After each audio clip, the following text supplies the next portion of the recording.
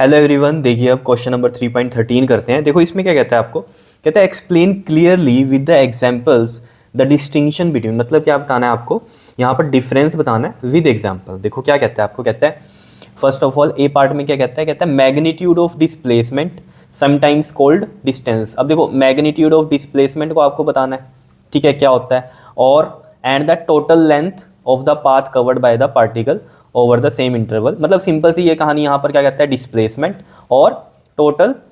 Length of the path covered, ये आपको बताना है। अब देखो ये सिंपल सी कहानी आपको पता ही है, total length of the path covered क्या होता है, हमारा डिस्टेंस होता है, ठीक है। और यहाँ पर जो डिस्प्लेसमेंट की कहानी यहाँ पर आपको पता ही है, शॉर्टेस्ट डिस्टेंस को क्या बोलते हैं, हम डिस्प्लेसमेंट बोलते हैं। यहाँ पर इसने समटाइम्स कॉल्ड डिस्टेंस क्यों कहा, जैसे कि मान लो ये कोई ऑब्जेक्ट है जो कि यहाँ ए से फिर ये बी तक चला, ठीक है, मान लो ए से बी तक चला, तो इस केस के अंदर हमें पता है अगर ये मान लो इस डायरेक्शन में मूव कर रहा है ऑब्जेक्ट और ए से बी गया, ए टू बी गया, तो हमें पता है इसमें जो डिस्प्लेसमेंट होगी वो भी क्या होगी, ए बी ही होगी, और जो डिस्टेंस होगा वो भी ए बी ही होगा, या नहीं। या इसको ऐसे मान लो, जैसे मान लो ये 4 किलोमीटर है, ठीक है, तो 4 किलोमीटर अगर ये गया ए से बी, तो यहाँ पर डिस्प्लेसमेंट भी 4 क्यों हुई, क्योंकि शॉर्टेस्ट डिस्टेंस इसमें यही है, ए से बी, इनिशियल ये फाइनल ये, क्लियर। तो डिस्प्लेसमेंट ए बी हो गई, और जो डिस्टेंस है वो भी कितना है, ए से बी ही, एक्चुअल पाथ लेंथ कवर्ड होता है डिस्टेंस, तो वो भी ए बी गया, ठीक है। तो दोनों ही क्या आ गई, 4 आ गई, ये चीज़ समझ में आई। तो यहाँ पर लिख रखा है उसने समटाइम्स कॉल्ड डिस्टेंस। क्लियर है, इतनी बात आ रही है चीज़ें समझ में, ठीक है। अब इस चीज़ को समझते हैं। देखो डिस्प्लेसमेंट तो हमें पता है शॉर्टेस्ट पाथ होता है, ठीक है, तो हमने लिखा भी हुआ है यहाँ पर कि जो मैग्नीट्यूड ऑफ डिस्प्लेसमेंट है for a given time is the shortest. आप ऐसे भी लिख सकते हो, displacement is the shortest distance between the initial and final position of the object, ये हमें पता है। और जो टोटल पाथ लेंथ कवर्ड होती है ऑब्जेक्ट की, उसे हम क्या बोलते हैं, एक्चुअल पाथ ट्रेवल्ड, ठीक है, उसको हम क्या बोल देते हैं आगे, कॉल्ड डिस्टेंस, ठीक है। तो डिस्टेंस भी बोलते हैं, जो हमारी टोटल पाथ लेंथ होती है वो क्या है, कि जो एक्चुअल में पाथ कवर्ड किया है या ट्रेवल किया है, ठीक है, तो वो एक्चुअल पाथ जो होता है वही हमारा क्या है, डिस्टेंस होता है। जैसे इसमें एग्जांपल हमने यहाँ पर दिया हुआ है, जैसे ये देखो, इस एग्जांपल को यहाँ समझ लो। देखो जैसे हमने कहा कि ये ए पॉइंट है, ये बी पॉइंट है और ये सी पॉइंट है, ठीक है। एक ऑब्जेक्ट है, मान लो वो ए से चला, ए टू बी गया और फिर बी टू सी गया। ये सिर्फ यहाँ समझाने के लिए कर रहा हूँ, ठीक है, आपको जो आंसर्स हैं वो यहाँ से देखने हैं, ठीक है, ये सिर्फ समझने का है। तो ए से बी गया और बी से सी आया। अब देखो, अब यहाँ पर अगर हम डिस्प्लेसमेंट की बात करें तो देखो डिस्प्लेसमेंट क्या होता है, हमारा शॉर्टेस्ट पाथ या शॉर्टेस्ट डिस्टेंस, सॉरी, ठीक है, शॉर्टेस्ट डिस्टेंस क्या होता है, हमारा डिस्प्लेसमेंट होती है, ठीक। अब देखो ये किस पे डिपेंड करता है, ए इसकी इनिशियल है और हम ए से बी गए फिर बी से सी गए, तो मतलब फाइनल हमारी ये पोजीशन है, ठीक है। तो हमें पता है यहाँ पर जो हमारा शॉर्टेस्ट डिस्टेंस होगा वो क्या है, ए सी है, ठीक है। तो ए सी हमारा क्या हो जाएगा, इसमें डिस्प्लेसमेंट हो जाएगी, ठीक है। और अगर हम इसमें डिस्टेंस की बात करें या फिर हम जिसको बोलते हैं टोटल पाथ लेंथ, वो कितनी हो जाएगी, वो हो जाएगी यहाँ से, देखो ए से बी गया वो तो ए बी वाला डिस्टेंस, प्लस में अगर बी से सी आया तो बी सी वाला डिस्टेंस। अब इसको ऐसे समझ लो, जैसे मान लो ये 4 है, ये भी 4 है और ये वाला मान लो आपके पास 5 है, ऐसे समझ लो। तो हमें पता है डिस्प्लेसमेंट तो हो गई 5, लेकिन जो डिस्टेंस है वो 4 + 4 एक्चुअल वाला आएगा, पाथ लेंथ कवर्ड वाला, ठीक है, तो वो 8 बनेगा हमारा। बात आ रही है समझ में, इस तरीके से समझ सकते हो, ये चीज़ें क्लियर है, ठीक है। तो यही सब यहाँ पर एग्जाम्पल लिखा हुआ है कि if an object goes from A to B and B to C in time T, तो देखो डिस्प्लेसमेंट तो इसकी हो जाएगी ए सी, बिकॉज इनिशियल ये फाइनल ये तो शॉर्टेस्ट डिस्टेंस ही हो गया, और टोटल पाथ लेंथ कितनी हो जाएगी, क्योंकि वो गया तो एक्चुअल में कहाँ है, ए से बी गया है और फिर बी से सी आया, तो A B plus B C हो जाएगा। तो इस डिस्कशन से हमें एक बात पता चल रही है कि ये जो है ग्रेटर है, कौन ग्रेटर है, कि जो टोटल पाथ लेंथ है वो क्या है, हमारी ग्रेटर है डिस्टेंस से। तो ये कहानी भी उसने पूछी थी। अब वो आप पूछोगे कि कहाँ पूछी थी, देखो अगर ये हमें पता चल गया ए पार्ट का, हमने यहाँ पर तो क्या बता दिया, ये डिफरेंस बता दिया कि डिस्प्लेसमेंट और टोटल पाथ लेंथ यानी कि डिस्टेंस में क्या डिफरेंस होता है। तो डिस्प्लेसमेंट होता है शॉर्टेस्ट डिस्टेंस और टोटल पाथ लेंथ क्या है, एक्चुअल पाथ जो कवर्ड होता है, जिसको हम डिस्टेंस भी बोलते हैं, ठीक। लेकिन उसके बाद देखो, जैसे बी पार्ट यहाँ पर बोलते हैं ना, ये कहता है कि magnitude of average velocity over an interval of time and the average speed over the same interval, मतलब ये आपसे अब जो डिफरेंस पूछ रहा है वो किसका पूछ रहा है, एवरेज वेलोसिटी और एवरेज स्पीड का। ये आपको पता ही है लेकिन फिर भी चलो हम बताएंगे अभी यहाँ पर, ठीक है। मैं अगली बात कर रहा हूँ यहाँ पर, देखो आगे ये यहाँ पर तो डेफिनेशन बता रहा है कि एवरेज स्पीड क्या होती है, पार्टिकल के over the interval of time is defined as the total path length divided by the time interval, ठीक है।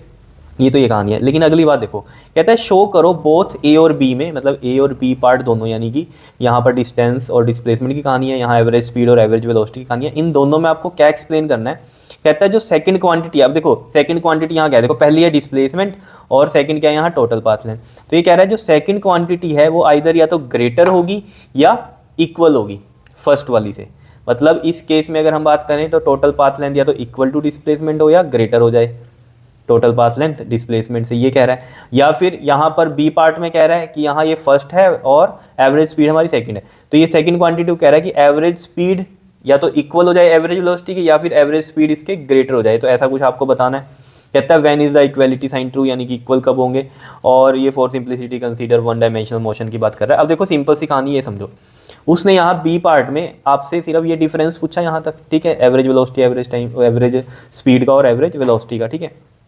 उसके बाद यहाँ जो बोलता है ना वो कि ए और बी दोनों में ये बताओ कि जो सेकंड क्वांटिटी है, जैसे इसमें सेकंड है हमारा टोटल पाथ लेंथ और इसमें सेकंड है एवरेज स्पीड, तो ये कह रहा है ये ग्रेटर और इक्वल क्यों है फर्स्ट वाली से, यानी कि जो यहाँ पर हमारा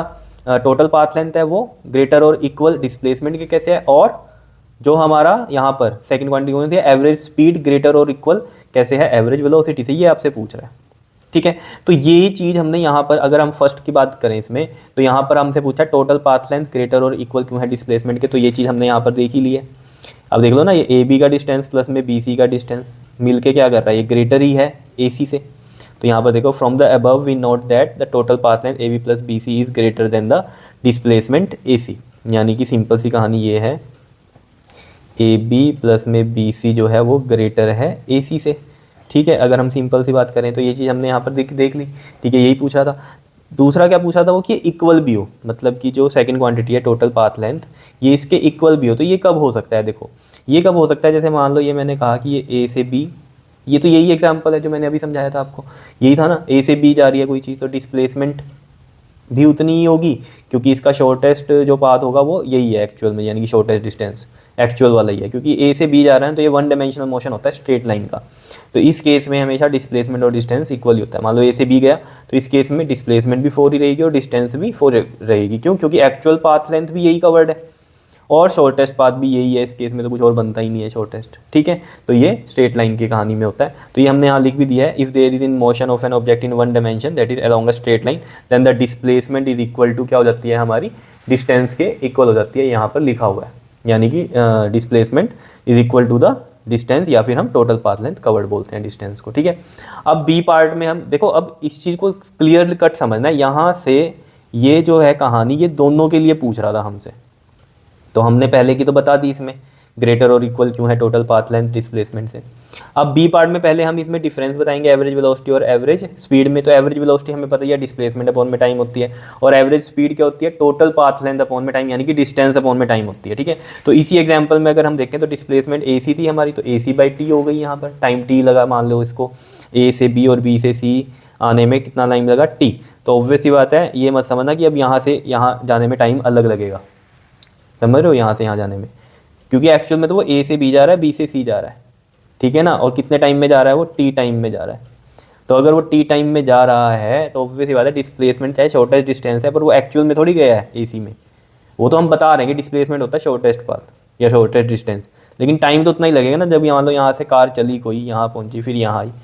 तो हम कह रहे हैं डिस्प्लेसमेंट बताओ, तो एक्चुअल में तो इधर ही गई है ना कार, यहाँ से यहाँ, यहाँ से यहाँ, तो वो टाइम टी ही लगा है, तो अब चाहे डिस्प्लेसमेंट बताओ टाइम तो उतना ही लगेगा, टी ही लगेगा, क्योंकि वो एक्चुअल में थोड़ी ए सी से यहाँ ए से सी गई है, गई तो वो ए से बी से सी है, वो तो एक बताने का तरीका है कि डिस्प्लेसमेंट होता है शॉर्टेस्ट, तो ये होगा, लेकिन ये भी टाइम टी ही में ही गई और टोटल पाथ लेंथ भी हमारा टाइम टी में ही है, क्लियर। तो ऑब्वियस बात है एवरेज वेलोसिटी जब हम निकालेंगे तो डिस्प्लेसमेंट अपॉन में टाइम, यानी कि ए सी बाई टी कर देंगे यहाँ, और जब हम एवरेज स्पीड निकाल लेंगे तो टोटल पाथ लेंथ यानी कि डिस्टेंस अपॉन में टाइम करेंगे, और ये कितना था हमारा A B plus B C, तो A B plus B C upon में टी। अब देखो यहाँ से कहानी देखो, ये चीज़ समझ में आ गई कि डिफरेंस तो ये हो गया। अब देखो यहाँ से एक चीज़ आपको समझनी पड़ेगी क्या, कि अगर जैसे मान लो ये हमने एग्जांपल यहाँ पर लिया था, ये वाला देखो जैसे ये लिया था, ठीक है ना, तो यहाँ पर हमारे पास A B plus B C था 8 और डिस्प्लेसमेंट कितना था हमारा मतलब AC था 5। तो यहाँ एवरेज वेलोसिटी अगर हम देखें तो वो बनेगा, अगर टाइम t मान लो 2 सेकंड ले लें हम, ठीक है, टाइम t टोटल यहाँ से यहाँ में 2 सेकंड लगे, ठीक। तो एवरेज वेलोसिटी क्या हो जाएगा, AC कितना है 5, और टाइम 2 सेकंड का ही लेंगे शॉर्टेस्ट पाथ, और टाइम t 2 सेकंड का, तो ये कितना आ जाएगा 2.5, ठीक है। मैं अभी यूनिट कुछ नहीं लिख रहा हूँ, सिंपल आपको समझाने के लिए बता रहा हूँ, 2.5 आया, ठीक है। और अगर हम अब एवरेज स्पीड निकाल लें तो ये कितना हो जाएगा 4 + 4 AB + BC है ना, तो 4 + 4 8, और टाइम वही लग रहा है। तो यहाँ से देख लो, आपको पता चल रहा है कि सेकंड क्वांटिटी यहाँ पर भी, यानी कि एवरेज स्पीड इससे ग्रेटर ही आ रही है। तो ये कहानी समझ में आई इस तरीके का एग्जांपल। तो यहाँ पर अगर हम बात करें कि AB + BC अगर हमारा ग्रेटर हो जाए AC से, तो ऑब्वियस ही बात है हमारी एवरेज स्पीड जो है ये ज़्यादा ही आएगी एवरेज वेलोसिटी से। क्यों आएगी, क्योंकि टाइम तो उतना ही लग रहा है, ऊपर वाली क्वांटिटी यहाँ कम है और यहाँ ज़्यादा है। तो यहाँ अगर ऊपर वाला न्यूमिनेटर हमारा ज़्यादा है तो ऑब्वियस बात है यहाँ डिवाइड होकर भी वैल्यू ज़्यादा ही आएगी आंसर में, जैसे अभी हमने करके भी देखा लाइव। और डिस्प्लेसमेंट यहाँ कम है और टाइम इतना ही है, जितना यहाँ है उतना ही टाइम यहाँ है, तो भी बात है यहाँ आंसर क्या आएगा, छोटा आएगा। जैसे यहाँ से आप ये चीज़ क्लियरली समझ सकते हो, ठीक है। तो ये चीज़ समझ में आ गई, जो कि यहाँ से पूछता था हमें कि सेकंड क्वांटिटी ग्रेटर क्यों है, तो सेकंड क्वांटिटी यानी कि एवरेज स्पीड यहाँ ग्रेटर क्यों है, तो ये चीज़ हमने देख ली यहाँ पर, ठीक है। अब वही है इक्वल वाली कहानी, तो इक्वल वाली कहानी वही है कि मान लो वो A से B गया, ठीक है, तो ऑब्वियस ही बात है अगर A से B गया और टाइम लगा उसे 2 सेकंड का, तो चाहे आप एवरेज स्पीड निकाल लो, ठीक है, और या एवरेज वेलोसिटी निकाल लो। क्यों, क्योंकि एवरेज स्पीड और एवरेज वेलोसिटी में क्या है, देखो ये होता है डिस्टेंस अपॉन में टाइम, और ये होता है डिस्प्लेसमेंट अपॉन में टाइम।